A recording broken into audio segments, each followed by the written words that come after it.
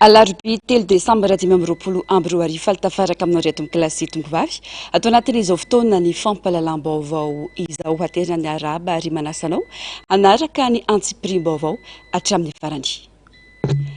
Ialana tsiny aty ampiandohana tongolasy tongovavy nisy fahatarana ny fanararanao ny fampahalalam-baovao noho ny fatapahany herinaratra ety Anosipatrana amin'izao fotoana izao atombotsika kosa ny fampahalalam-baovao amin'ny makasika indrindra ny raharam-pirenena sy ny politika. Tsy vao izao fa efatry ny ela no misy ny olana ny amin'ny fahatongavana na tsy an'ireo solombavam-bahoaka mandritra ny fivoriana ara-potoana eny anivon'ny antenimieram-pirenena. Voafaritra ao anatin'ny fitsipika mifeny antenimieran nefa ny fanatriana izany aretina iraka manokana fandraisan'ny solombavam-bahoaka filohan'androm-panjakana amin'ny distrika na voafidy azy no any antony ahafahan'ny depute manapaka ny fivoriana. Misy ihany anefa ireo solombavam-bahoaka manao fanahiny tsy tonga tsotra izao hoy ny fanazavana hatreto anefa mbola tsy nisy fepetra noraisina manoloana ny tsy fahatongavana ireo olom-boafidy. Narcisse Karazafy mbola afa-tsara.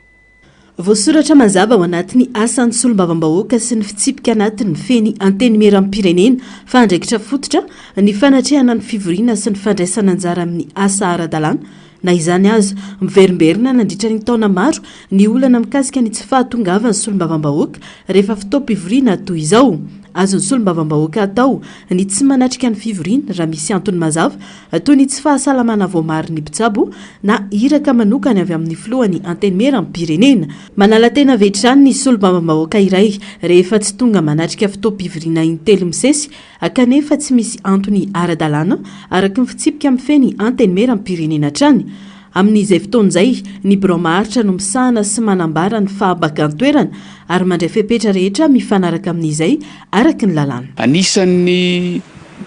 antony azo ekena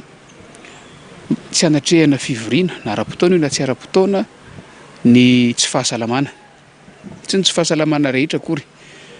fa ny antom-pahasalamana izay voamary ny mpitsabo voalazan'ny fitsipika anaty mifeny antenimieram-pirenena io dia anisan'ny antony azo ekena ihany koa hoe tsy anatrehana session ny iraka manokana izany hoe mission officielle iraka tanterahana nazona ordre de mission avy amin'ny filohan'ny antenimieram-pirenena anisan'ireo. Fa misy fahabanga-toerana na tsy fanatrehana fivoriana izay fantatritsika fa voafaritry ny lalàna ihany koa ny fifehezana azy ny amin'ny hoe raha mihoatra ny session intelo dia voalaza fa démissionnaire d'office ny solombavam-bahoaka anankiray. Maro amin'ireo solombavam-bahoaka no manao fanahiniana tsy tonga miatrika ny fivoriana eo anivon'ny antenimieram-pirenena raha ny fanamafisana isan'ny antony lehibe na mpiatoana ireo dossier tokony alefa eny anivon'ny haute cour de la justice zany. Lasa ampiasaina any amina zahatra tsy ahafahana manatanteraka atsakany sy andavany asan'ny antenimieram-pirenena ilay majorité ilay maro anisa izay tokony ameno an'izay quorum izay. Ary anisan'izany mahatonga an'izany izao olana resantsika izao tamin'ny mandat teo aloha fony izahay nitantana ny questure amin'nisahana bonne gouvernance sy ny transparence dia nisy ny tolo-dalàna mahakasika ny code d'éthique et de déontologie an'ny solombavam-bahoaka izay nentina teto anivon'ny fivoriana antenimieram-pirenena mamaritra indrindra ny fepetra ifehezana izany fomba fiasa sy fanatanterahana solombavam-bahoaka ny andraiky ny aty anivon'ny antenimieram-pirenena izany ny zana mba hisy hatramin'ny hoe izay fepetra tandrifiny tsy fanajana ny règlement intérieur rehetra fa rehefa lanin'ny maro anisa na tsy tonga amin'ny maro anisa amin'ny fandaniana azy tsy ampy ny quorum tsy nitateraka mandrakity ny androany. Indroa ao anatin'ny taona ny solombavam-bahoaka ny manatanteraka fivoriana ara-potoana mandritra ireo fivoriana ireo no andiniana ireo volavolan-dalàna narotsy ny fahefana mpanatanteraka ankoatry ny fanatrehana fivoriana dia tsy maintsy miditra anaty vomiera ny député ka komisiona telo izany farafakely. Roso ary mariana fa misy komision 2 eto anivon'ny antenimiram-pirenena ary samy manana ny travaux de commission avy ny député tsirairay avy, zany hoe ny député ray a dia miditra anatina commission telo ny farafahakeliny. Ianao zany a amin'izao fotoam-pivoriana zao dia manana andrara didy sy andraikitra amin'ny maha-olom-boafidy anao, amin'ny maha-solom-bavambahoaka anao a manatanteraka an'izay andraikitra sy saninao zay. Ka eto ianareo zao dia mahita ny hoe vitsy izahay, tsy vitsy izahay fa samy manana didy sy ny andraikiny. Misy ny lasa mivoaka ny velany, misy ny mireprésenter les institutions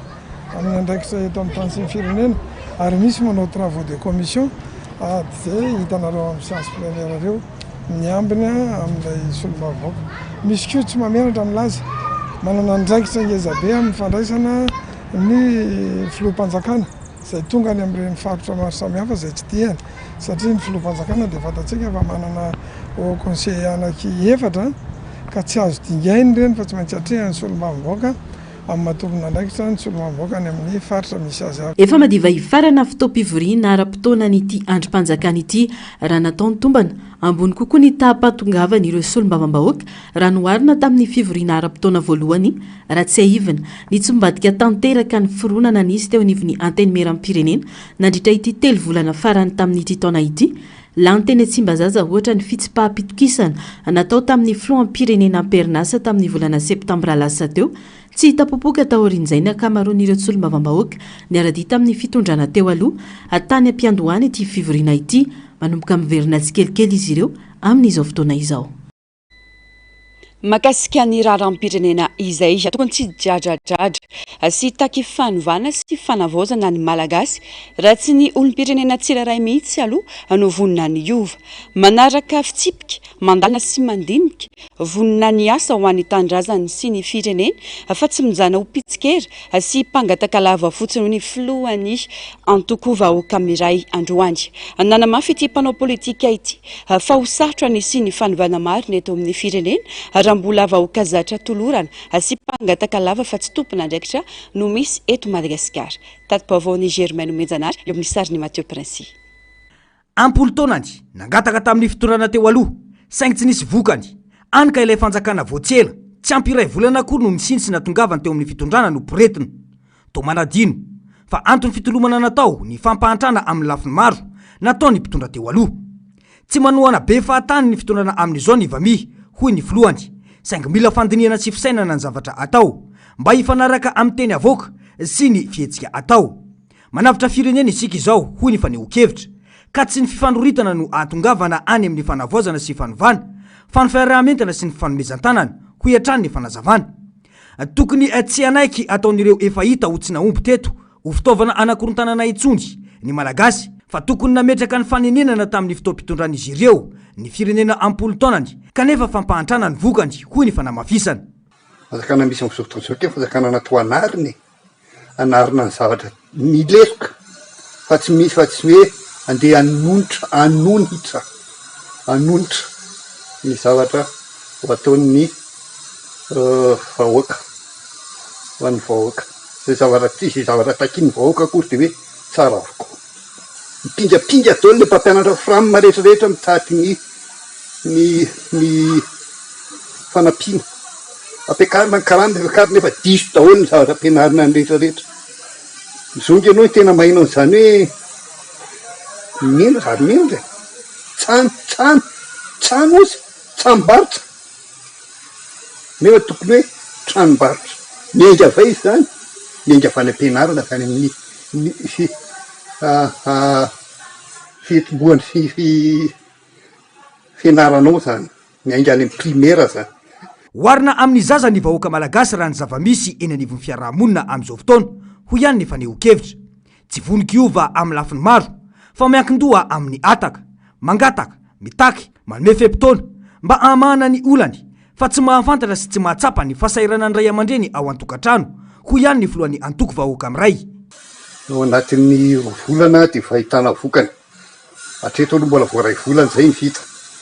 satria tamin'ny voamaly ray volana maly no tavatsangana gouvernemanta ary zay vo ny asa ny raha ao anatin'ny zay ray volana zay a dia inona moa zavatra hitanao eto Madagasikara tsy ny mangataka meolava sakalava mangataka lava ny mahafinaritra ny olona eto eny taona nisy indreo fanjakana teo a nangataka le vahoaka fa tsy mahazo mininona ka amin'izao fotoan'izao anatin'ny ray volana ve dia vita hoe angataka ahazo ny zavatra niriny zavatra mampime zany ary tena mampalainy mihitsy raha amin'ny le vahoaka mihitsy ary sarotra ny fitenena hoe vahoaka mahantra tsy vahoaka ny mahantra tena mahantra ara-baky teny fa tena izy tena mahantra ara-pisainana raha inao nge zao no mandeha makiry amin'ny iny ty le tetezana ria fefilo le hoe ambany tanàna fambony fisainana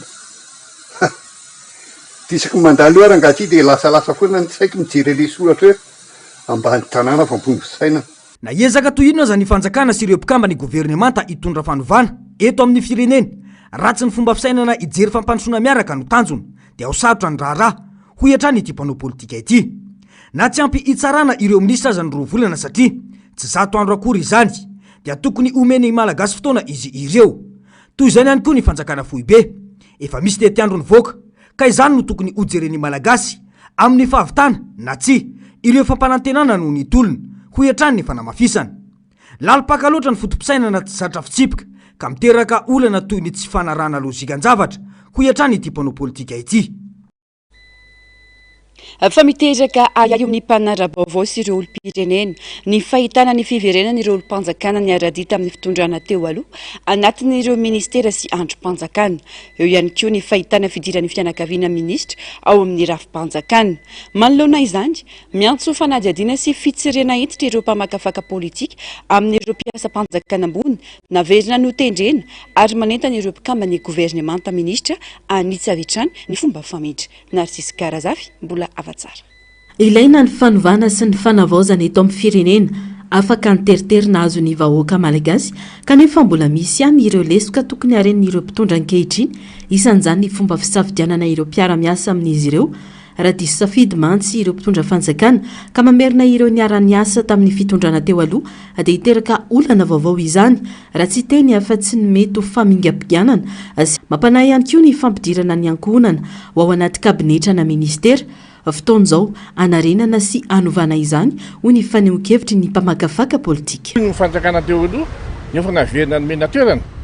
dia fiantsaikan'izay dia zao nazatra mitsotra sy malagasy tsy afaka mivokona intsony dia na hoe andova fiatsika fa matetika zay no tsy napetina raha teto amin'ny firenena rehefa hoe tsy eo intsony dia tokony narahana dia tokony tsy eo intsony koa zany ny olona zay manaraka azy teo aloha satria ny antony mety anao fingam-pingana ho an'le fiainam-pirenena sy ny fandehan-draharaha rehetrarehetra eto amin'ny tany sy ny firenena. Zay zao dia zavatra tsy mety zay ary efa re susueny eny le izy tsy mety satria zay no napotika le firenena teo aloha ka ny zavatra napotika zany tokony tsy averina intsony. Zay no mahatonga asika miteny hoe tokony ho mailo dia efa mpanantanteraka vaovao zao mijery an'izay zavatra zay satria raha sanatika misy fiovanana ndray zavatra ohatran'izao izy moa ny voalohan'ny indrindra izy ange ny voalohan'ny indrindra zao matsoa fa afaka mamiteny daholo aloha zany laza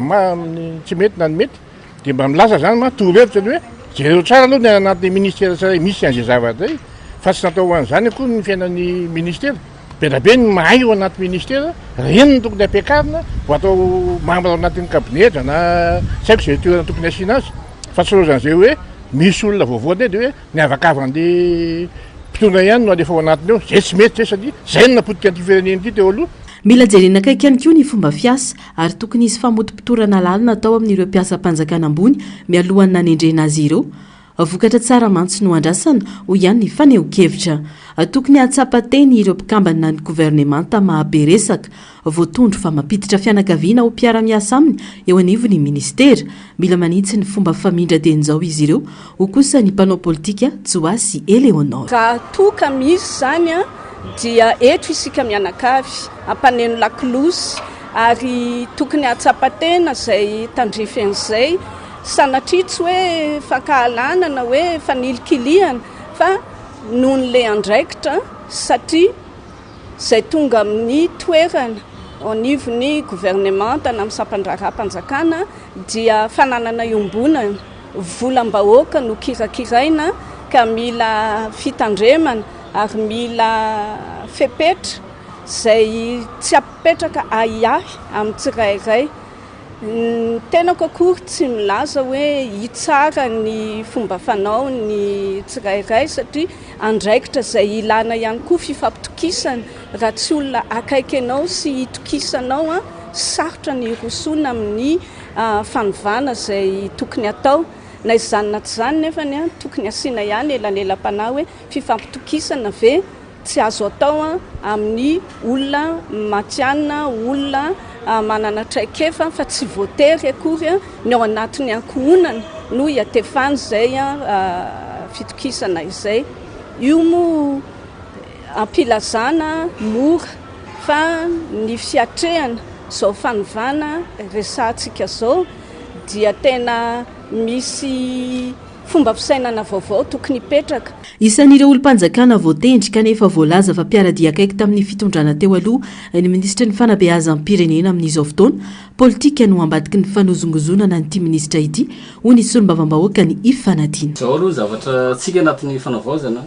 olona mahay sy olona mahavita ary teknisianina ny tena nitadavin'ny filoham-panjakana amin'izao. Nisy fotoana namanareo ngamba fa nanontany ny filoham-panjakana na maly somatsara izy hoe tsy hoe misy olona manam-pahaizana ka mahavita ny tokony atao ka nitakosina tamin'ny ranona na nitakosina tamin'ny ranona dia tsy ho raisina izy fa zay hoe mahavita an'izay fanavaozana zay amina zavatra anankiray ho any amin'ny tsara kokoa ny tombontsoan'ny vahoaka izay ny teknisianina ilaina ary raha nitakosina tamin'io izy anareo ny tsy nalala ny tantarany fa raha zahay tao vadivavy nalala an'izany zary raha nisy roa volana izy ny andraikitra nio dirikaby ny région-ny vadivavy io fa ny zavatra niainany tamin'izany ny sorony izy tanatin'ny roa volana sy nitsindona azo azy tamin'izany tsy ho tantaraiko eto fa aloha izy nianazava anazy fa maha olombelona mafy mazindramatoministra raha amin'izao fotoana izao ny antoky rehetra eto Madagasikara dia samy miandrandra fifidianana ary tian'olotra filoham-pirenena daholo ary io ministera io ministera anisany ampiasan'ny mpanao politika hatramin'izay ka tsy mahagaga satria ny olonan'ireo olona rehetra reo miezaka manimba anazy mba hampidirina ny olona hanaovana fitaovana politika ny mpampianatra hampandany n'le filoham-pirenena zay eritreretina. Miteraka resabe moa amin'izao fotoana ny fahitana ireo olo-mpanjakana teo aloha miverina mahazo toerana eny anivon'ny departemanta-mpanjakana maro samihafa sy ny fahitana ny fianakaviana ministra Pernas anaty sary ofisialy ny ministera tsy izany ny fanovana sy ny fanavaozana nangatana ho ireo mpanara-baovao izay sary-piaro amin'ny tolona izay natao. Iray volana katrika izao no nandraisan'ireo mpitondra ny fitantanana ny firenena hatramin'ny androany dia mbola tsy nahafapo-ny vahoaka malagasy ny asany isaky ny ministera. Efa ela ny aretana ny malagasy ako tsy magaga raha sarotiny amin'ny fomba fiasa miseho amin'izao fotoana ka nametraka ny adevitra hatrany amin'ny fanendrena ireo tompona andraikitra ho ny faneho-kevitra atao amin'ny fandraisam-peon'ny Germaine Menjanary sary ny Mateo Princy. Ny fitavozavozana amin'ny fomba fiasa sy ny fomba fanendrena hatrany am-boalohany no ahitana taratra fa ho sarotra ny fanantenam-piovana manoloana ny zavamisy hoy ny faneho-kevitra. Ny fomba fanendrena ny masotsivana apetraka mialoha ny fametrahana olona itantana isan-drafitra misy eto amin'ny firenena no isan'ny mampiahiahy fa ahafaty momoka ny atolona izay natao. Tsy mahagaga raha sarotiny aty am-boalohany ny vahoaka mpitolona hoy ny mpiandraikitra ireo mpampianatra nivoaka teo anivony ENS mbola tsy voaray ho mpiasa-mpanjakana. Fanovana rafitra miainga amin'ny fanovana olona ny tokony izy kanefa tsy voazy izany hoy ny fanamafisana. Miteraka tahotra sy ahiahy goavana ao anatin'ny mpisehatra rehetra tao anatin'izany tolona izany zava-misy ankehitriny indrindra ho anay ato amin'ny ENS zany satria ny zava-misy ankehitriny raha tsy ahivitsika fotsiny ny fanendrena ny ramatoa ministra mantsy tany am-piandohana tamin'ny fanonona azy teny amin'ny lampam-panjakana tamin'izany fotoana izany dia ny filazana fa chef mention tamin'ny lalam-piofanana anankiray teo amin'ny ENS fianaratsoa izy taorian'izay fanambaran'izay nefa dia maro sahady no nametra-panontaniana tena marina ve izany ary rehefa nataony recoupement d'information dia voapirofo tao anatin'izay fa tsy marina ny filazana fa ny sahana zany hoe maro chef mention tao amin'izay lalam-piofanana zay lazaina tamin'izany fotoana izany izy dia mampametra-panontaniana sahady zay hoe fanovana rafitra zay miainga amin'ny fanovana olona zay tokony ho azo antoka tsy andainga tsy hamitaka kanefa tany amin'ny fanendrena dia fahita sahady fa nisy zany ny fitaka napetraka tamin'ny olom-pehezana. Faharoa manarak'izay anisan'ny miteraka iagoavana sy tahotra ihany koa ny fitavozavozana eo amin'ny fanatanterahana ny andraikitra sy ny asa. Raha tsy handray ohatra fotsiny tsika manoloana ireo karazana amehana raha tsy hevintsika dia nomena fempotoana roa volana avokoa ireo ministera rehetra zay tarihan'ny ministra isatsokajiny amin'ny fanatanterahana ny asa azo tsapaitanana sy vokatra azo tsapaitanana kanefa raha ho an'ny ministera amin'ny fanabeazam-pirenena manokana nyjery antsika hatreto aloha dia tsy misy ny zavatra azo tsapaitanana misaotra an'Andriamanitra ary misaotra nyreo mpitolona nanolotra amin'ny protocole d'accord fa raha tsy nisy ny protocole d'accord angamba dia tsy misy zavatra azo mitantaraina ny ministera amin'ny fanabeazam-pirenena kanefa amin'ny fanatanterahana izay protocole d'accord izay indrindra dia mbola tsy misy na dingana iray azo tsapaitanana aza vita tao anatin'izay ray volana mahery kely izay izany hoe ray volana latsaka eo sisy ny anaovana évaluation kanefa natompona ndraikitra ao anatanteraka an'ireo vina sy tetikady rehetra anatsarana ny ministera ireo ary ankehitriny dia mbola tsy feno kanefa araka ny voalaza tamin'ny fifampiresana mivantana farany dia raha tsy feno ireo tompona ndraikitra ireo tsy afaka miroso amin'ny fanatanterahana zany protocole d'accord izay ny fanaovan-tsony izay. Iray volana katroka izao no nandraisan'ireo mpikambany gouvernemanta sy ny premier ministre ny asa teto amin'ny firenena mbola mipetraka ny aya amin'ny fomba fiasa tsy hita mazava ny fototra ny aingana sy ny andehanana sy izorana ho any amin'ny tena fanovana marina hoy ny fanamafisana ny fomba fiasany teo aloha ihany no mitohy sy miverina any amin'ireo ankamaroan'ny ministera ho iatrany ny fanamariana. Makasika ny raharam-pirenena izay dingana maro no mbola araina azona manarina ny firenena mitaky fahitsiana sy mangarara amin'ny fitantanana izany indrindra ataorin'ireo alesoka niteraka olana maro lafy nataony fitondrana teo aloha hoy Joasy Eleonora manoloana ny fiainam-pirenena tokony toetratrany ny fahalalana maneho hevitra ary tsy maintsy arahy maso akaiky ny fampiasam-bola mpanjakana hoy ny faneho-kevitra na izany aza mila mitandrina ny fitondrana mijoro ankehitriny indrindra tokony samerina intsony fahatsony teo aloha afana mitondra ny fanavozana sy ny fiovana no takiny olom-pirenena teny Andalambe Narcisse Karazafy mbola avatsara. Misy ny ezaka ataony fitondrana vaovao amin'ny famerenana ny firenena amin'ny Londres hoy ny faneho-kevitry ny mpanao politika Joasy Eleonora izay manantena ny isi ny fanavaozana amin'ireo sehatra maro izay simba nandritra ny fitondrana teo aloha. Ny mpiaradia amin'ny fitondrana teo aloha izay mitaky vokatra sahady kanefa izy ireo no nanimba sy namodika ny firenena talohany nandraisa ny fiadidin'ny fanavaozana ny repoblika ny fitantanana ny Madagasikara na izany aza zava-dehibe ny fanaraha-maso tsy tapaka ny fomba fiasan'ny fahefana tanteraka satria ny fanovana sy ny fanavaozana dia tokony tsy ampiverina intsony ireo fomba fanao na tonga ny fahabotehana. Ny tiako apetraka zany hoe ilana fotoana ihany koa ny amongorana ireny takaitra ireny izay tena hita fa misy ka misy moa ny milaza hoe aiza ihany ary mivokatra raisiko ohatra amin'izany ny solombavam-bahoaka filohan'ny fanoerana amin'izao fotoana izao ny zavatra napetraka izy ireo takaitra aman-taonany maro dia eritreretiny eo anatin'ny ray volana dia ho voafafa ataoko ngamany fa na ny ankizy kely mahafantatra fa tsy ho vita izay zavatra izay kanefa ny kosa tsy midika izay hoe tsy ho mailo isika amin'ny fomba fiasa ny fitondrana ankehitriny sy ireo tompona andraikitra voatendry ny ao anivon'ny gouvernemanta indrindrandrindra sy amin'ny sampandraram-panjakana isan-tokony satria sanatria hoe anova tsy mahay isika malagasy fa matotsika manova dia tsy tokony hiverina tsony ireo tarazo teo amin'ny fomba fiasa teo aloha. Hitantaratra ao anatin'izao fanavaozana izao ihany koa fa malalaka ny faneho-kevitra ary isan'ny miaina an'izany ireo solombavam-bahoaka no mafisy ny Joasy Eleonora fa tokony mangarahara kokoa ny fomba fitantanana ny volam-panjakana ary mila foanana tanteraka nikitrano an-trano. Mila mailo amin'ny fanatanterahana le fanovana mba andeha izotra ny tokony ho izy fa tsy brioka ka hiverina indray satria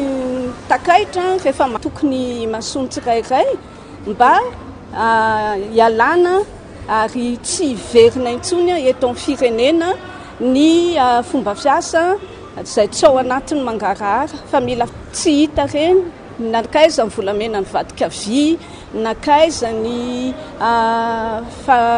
inona moa zany famoahana harem-pirenena tsy hita maso ahoana ny fandaniam-bola ny vidianana écran place ny sisa tokony adiadiana sy fotopotorana amin'izao fa tsy tokony takonana intsony. Apesaka ireo tsindry miantsony amin'ny andravana ny anteny Merarotota mpiaradia tamin'ny fitondrana teo aloha ny maro anisa eo anivon'ireo adrim-panjakana roa ireo noho ny fanohanany maro anisa ny tsy nety nisy teto amin'ny firenena no mety ho anton'izany tsindry izany hoy ny faneho-kevitra. vahoaka malagasy aloha ny tena mpitsara amin'izao fotoana izao a ny tanora indrindrandrindra izay efa nampiseho ny heriny tamin'ny volana lasa volana septambra volana oktobra ary antenaina fa mbola sary-piary sy mijoro amin'izao fotoana izao a ka misy ny tsy fetezana reo zany no tokony tsara ary eo ihany koa raha misy ny fotoana isafidianana no tokony ametraka safidy matotra hoe inona ny tanjona tiana tongavana, inona ny andraikitra apetraka amin'ilay olona ka iza ny tokony ho apetraka amin'izay andraikitra izay. Fa raha ny zavatra sary hita amin'izao fotoana izao zany a dia mampipetraka ihany ny fanontaniana hoe tena avita ifanometanana sy anohana ny ezaka fanavaozana ny républicative raha ireo tompona andraikitra izay efa hita reo misy mo tany amin'ilay gouvernement tsy naomby miverinao indray mialokaloka dia zay daholo zany no mahatonga le aya sy mahatonga n'le tsirikevitra hoe tokony hovana angambany. Ny vahoaka ho hiatrany fanamafisany no tompon'ny teny farany amin'ny fiainam-pirenena ary anatra lehibe ho an'ny mpitondra sy izay mbola hitondra ny zava-nisy teto Madagasikara atao anatiny 2 volana.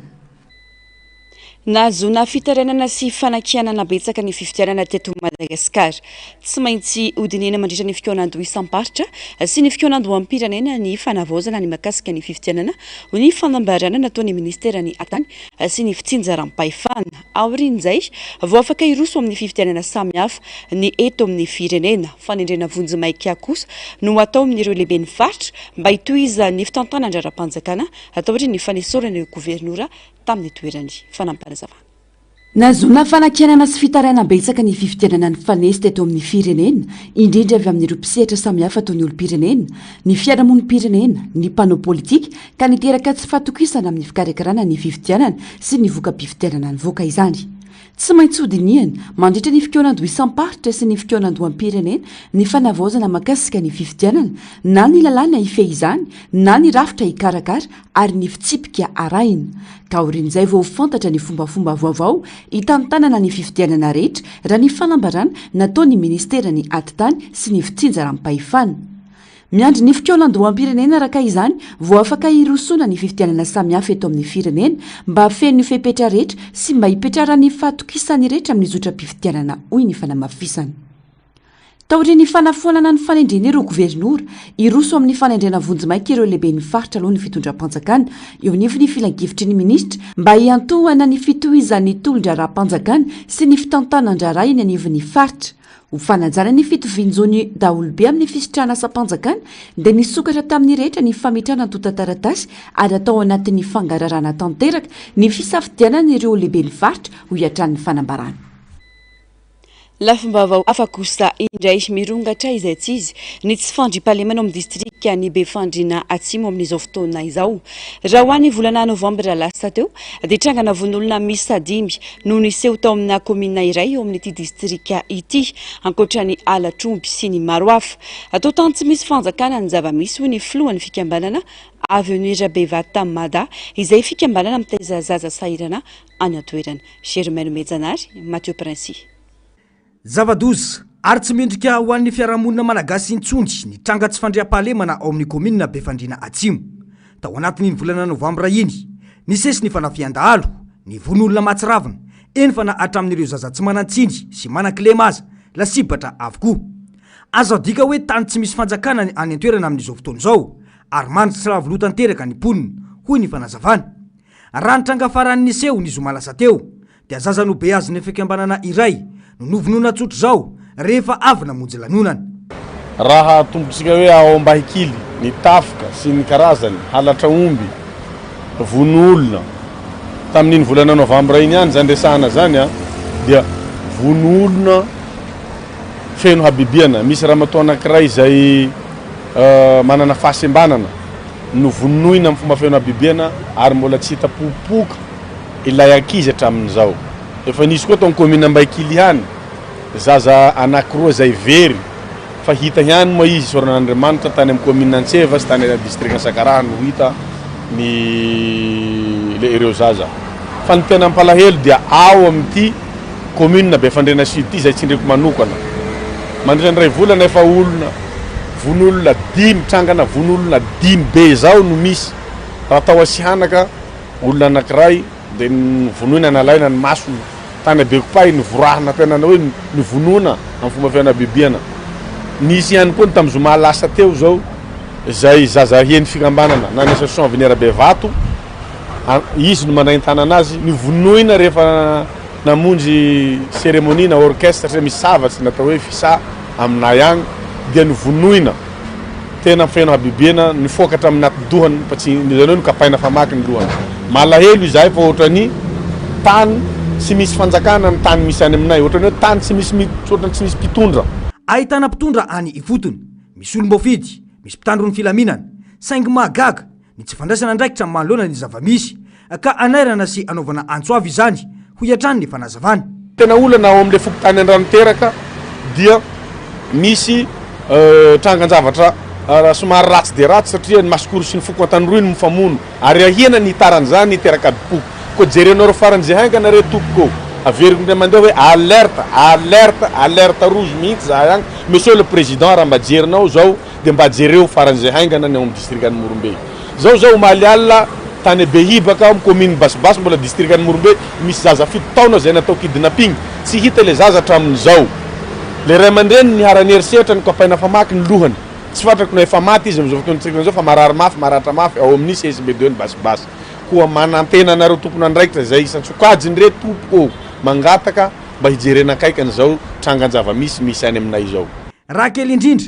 5 ny von'olona ny tranga tao anatin'ny volana novambra iny tao amin'ny 10 district akira ny fanazavana Atrandry fandraisana andraikitra aingana no ilaina amin'ny mpitondra fanjakana manoloana ny zavamisy ho iatrany ity pitarika fikambanana ao an-toerana ity manoloana ny hetsika fitakina ny fialany ben'ny tanàna ao amin'ny komina fiombonana ny farany herinandro teo dia nanao hetsika teo anoloany Jabraony komina ireo mpanohana ity ben'ny tanàna ity androany nilanja sora baventy izy ireo nilazany fa diso ary tsy marina fa fanasoketana no nataon'ireo olona mitakina ny sorana ny ben'ny tanàna ny farany herinandro teo Germaine Menjanary Taiziny tsy ekena ny fandesorana ny ben'ny tanàna lany bahoaka tamin'ny mpahamarinana sy tsy nisy alabato ijoro iaro ny safidy ny vahoaka manoloana ny fanakorontanana inina atao hoy ireo mpomba ny ben'ny tanàna ny komina fiombonana androany raha nanao hetsika ambaran'izy ireo fa miasa ary tena manompo vahoaka ny ben'ny tanàna koa aoka atsahatra ny fanasoketana no elany omeranay io eto satria io no nanoana anay ray aman-dreny mpianatra hatramin'izay nitondrany io teo karaha misy mivelany io zany dia izay tianaiky an'izany hoe miala zany omeranay lamim-bahoaka io ary tiany vahoaka io jiaby kely tsy miala aleo vita amin'ny mandahany reo vahoaka reo no tompony eto fa tsy manompo atoko politika tapitra tompoko ny tenko ambany voatra be taty taloha fa hatramin'ny jorony lasa viliny zay tompoko amin'izao fotoana zao samy faninana any amin'ny Taninarivo anakenina no mpiasa mpanjakana amin'ny CG Fiangonana sekoly vao nisokatra tamin'ny 2023 dikan'izany zany tsy maintsy firamina avokoa ny rehetrarehetra mpianatra 570 ny commune sy ny ray aman-dreny no mandoany karamandreo firamina ireo ny résultat tsika tompoko dia 66,66% ny BEPC teo zay tompoko itelo tondro izy zava-tsaretsaretra zay katsahanay teto amin'ny commune zany vita daholo hatramin'izay nangatahanay vahoaka teto amin'ny commune zay zany mba mampalahelo anay angoanana anazy ny karapanondro tompoko dia tsy andraikitry numera mihitsy fa ho an'ny délégué arrondissement manao an'izay dia ny karapanondro atao eto aminay tsy hoe ela be fa afa eo amin'ny tapabolany eo zany raha ela indrindra fa matoa tsy vita ny karapanondro dia misy atota taratasy tsy feno zay fa mial'ilay olona zany ataony alabika tsy tiako tare zany rehefa tsy alainy dia tsy hiditra zay dia ino mety andeha nanakatsiana le maire fa tsisy marina daholo ny zavatra tenendry zareo tsy amin'ny foto-drafitra asa ihany fa amin'ny fanosehana ny fotom-pivelomana ireo mponina ny asa fampandrosoana tao eo anivon'ny komina fiombonana hoy ny ben'ny tanàna izay nanamafy fa misy asa vita ary tsy nisy fanamparam-pahefana na fitakiana vola be tonga teto amin'ny toerana tiako tamin'ny taona 2012 tsisy nininona teto lalana tsisy pavé no tonga teo a navita lalana, navita CSB 2, navita poste de police, navita forage, navita CG, eo koa nametraka jiro any amin'ny teny atao hoe tany tena lavitra indrindra eto zany dia nosy vitabony zany a nametrahako lampadaire avokoa ary koa nametrahana jiro mandeha amin'ny herinaratra Cobra koa ny lalana eto sy ny lalakely sy ny tanterahana teto fa manompo vahoaka nataoko fa tsy manompo antoko politika karaha misy atao hoe siady ny siady tompoko a dia ny député no manolotra azy manome azy fikambanana no tolorany azy a ka nahazo izahay a fitaovana entina fambolena dia nahazo an'izany izahay a ary fikambanana no tompony a fa tsy antoko politika na commune no tompon'izany siady zany a ary misy flou zany a misy atao hoe birao izany a satony an'izany a nila keto zany a ny birao amin'izany siady zany fantako dia zao lany tamin'ny fomba fifidianana madio ny tenako tany misy fanjakana dia misy lalàna ka tsy haiko a ny tsy hanaovany any zavatsaika izay fantany tokony hametraka profo izany raha nangala bato a raha tsy haiko izay lazany azy zany raha tsy ahivina ny sabotsy lasa teo nisy ny etsika nataon'ireo mponina atao amin'ity komina ity ny lazana fa manao antsonjay toy ny fanesorana ny mpitambolan'ny komuna ny fanesorana tamin'ny fomba tsy ara-dalàna ny rasazy tompo-toerana sy ireo mpampianatra ary ny fanjavonany siady raha ny fanehon-kevitra mariny fa tsy nanana olana tamin'ny resaka voka-pifidianana ny komuna fiombonana distrika na Tsimondrano. Matetika alefany amin'ny faritra ireo décodeur elobox sy tapakila mangirana osika malalaka ho any varitra bokosika kosa ny tamazotra antserasera ho ny fanazavana nomeny brigade anti-piratage nisandroany fandorana ireo vokatra osika ny rano isampandrarah miady amin'ny osika sy ny ministera ny serasera sy ny kolotsainy tatopavoan'ny Narcisse Kazafy mbola avatsara. Atao anatin'ny efa-bolana manodidina ny 40 ireo olona nosamborona noho ny fanaovana osika teto andrenivohitra raha ny fanazavana Ambodiny Sotry, Anosbe sy Andravoangy no betsaka mpivarotra kapila mangirana osika raha toka teny amin'ny fahasankarana sy akady-bahoaka no sarona ireo mpanao osika décodeur na ilay antsoina hoe elobox nodorana androana avokoa ireo kapila mangirana sy décodeur tratra ireo ary namafisy ny tompona andraikitra avy amin'ny brigade anti-piratage fa voararany lalàna ny fivarotana sy ny fitadiavam-bola manokana amin'ny alalan'ny vokatry ny mpanakanto mbola tsy nisy fanomezana fahazahon-dalana ihany koa ny fampidirana hira eny amoron-dalana ka noho izany dia voarara izany. Samborona aloha dia atao fanadihadiana, misy hoentina tribunaly, misy atao resaka fanaraha-maso fa ny vokatra dia tazominay foana stokenay aty foana zany ny olona efa voasambo zao dia ny arrestation efa vita zany dia eo amin'ny 9 ao efa vitanay tao anatin'izay foezaka efa bolana izay ny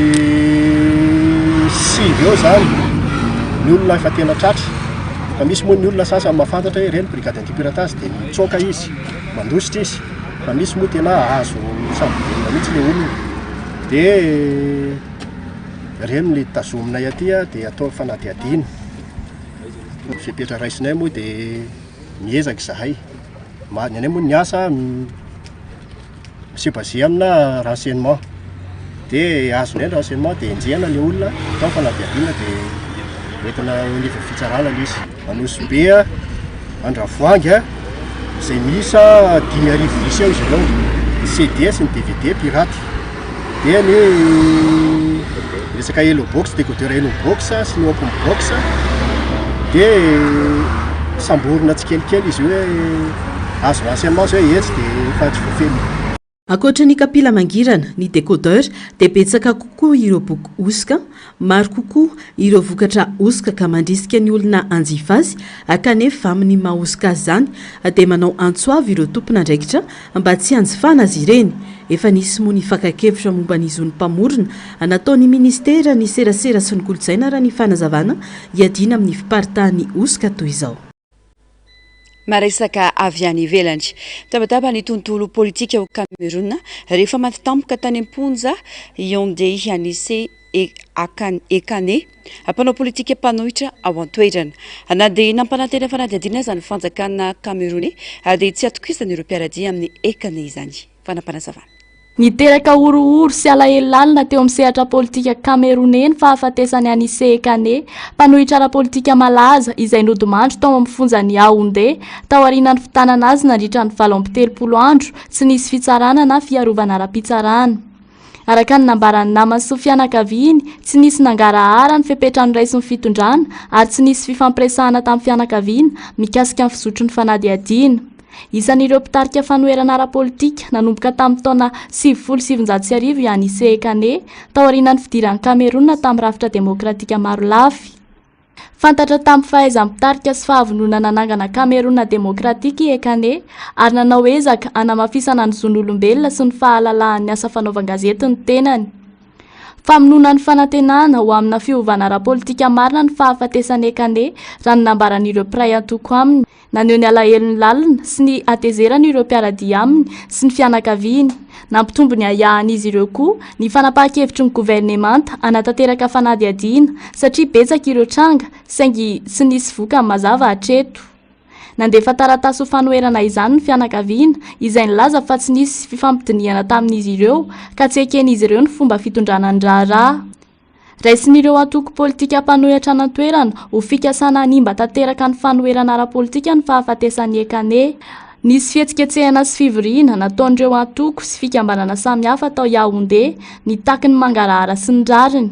Nampanantena fanadihadiana ny gouvernemanta saingy ahahiny rehetra ny fahamarinana izany. Nanaitra ny sainy rehetra amin'ny fanajana ny zon'olombelona sy ny fahalalahan'ny fanehoan-kevitra ao Cameroun koa ny fahafatesany ity mpanao politika ity. Mitaky fanazavana sy fanadihadiana tsy miangatra moa ny vahoaka sy ny fianakaviany ho fanomezam-boninahitra farany ity mpitarika politika nanolo-tena ho an'ny fiovana ity. Any Afghanistan nanatanteraka famonoana ampahibe maso ny manampahefana Taliban lehilahy iray voaheloka noho ny famonoan'olona 30 novonoana tao amin'ny kanja filalaovana tao Kosta Atsinanany Afghanistan. Fanampanazavana. Ny talatalasa teo, olona narivo maro no nanatrika ny famonoana voapanga iray ampahibe maso tao amin'ny kanja tao Kosta. Voapanga ho namono olona 12 ity lehilahy ity ka ankiziny 7 tamin'ireo. Araka ny tatitry ny polisy, ny avandreo ny arambona no tifitra ilay voaheloka tao aorian'ny fanapahan-kevitry ny fitsarana ny tampony. Voalaza fa nisy tolo-kevitra ifampihavanana izay mety ho nahavonjiny an'ilay lehilahy saingy no lavin'ny fianakavian'ireo ny arambona izany. Araka ny fanambaran'ny fitsarana ny tampony, ity ny famonoana ampahibe maso fa 12 hatramin'ny andraisan'ny Taliban ny fitondrana tamin'ny taona 2024. Naneho tsy fankasitrahana entitra ny firenena mikambana, nangataka ny ampitsarana avy hatrany ny famonoana ampahibe maso koa ny mpitondra tatitra momba ny Afghanistan. Hatramin'ny ahafahan'ny Taliban ny fehindray any Afghanistan, miatra ny antoerana ny lalàna sharia makatoy ny famonoana olona ampahibe maso. Karazan-kazo avo sy lehibe indrindra maneran-tany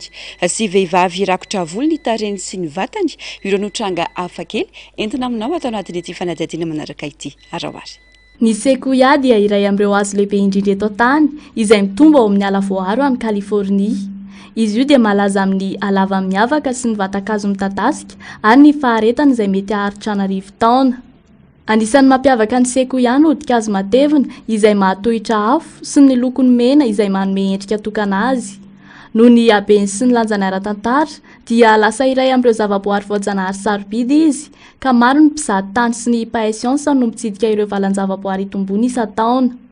Amin'izao fotoana izao, heverina ho harena voajanahary mila rovantaranaka ankehitriny ny sekoia satria maneho ny tantaran'ny natiora sy ny zavaboary efa nisy anarivo taona lasa. Vehivavy Meksikana malaza noho ny endriny hafakely Julia Pastrana. Nalaza tamin'ny taona 1970 noho ny volo be tamin'ny tarehiny sy ny vatany izy. Io toetra io dia vokatry ny aretina antsoina hoe hypertrichose izay mahatonga ny volo iroborobo amin'ny tarehy sy ny vatana. Naseho tamin'ny fampisehoana tany États-Unis sy Eropa izy ho toy ny fahagagana tsy fahita na dia nanana talenta sy fahaizana maro aza. Maty tamin'ny taona 1970 izy rehefa niteraka ary mbola nanaovana fampiratiana ny fatiny nandritra ny taona maro. tamin'ny taona 2014 vao navelona tany Meksika ka nalevina tamboninaitra. Tapitrany fampalalam-baovao tomboky lasy tongovavy angasitrany ianao nanaraka izany hatramin'ny farany mametraka ny mandrapitafao amin'ny rampitso amin'ny ora mazatra veloma tompo.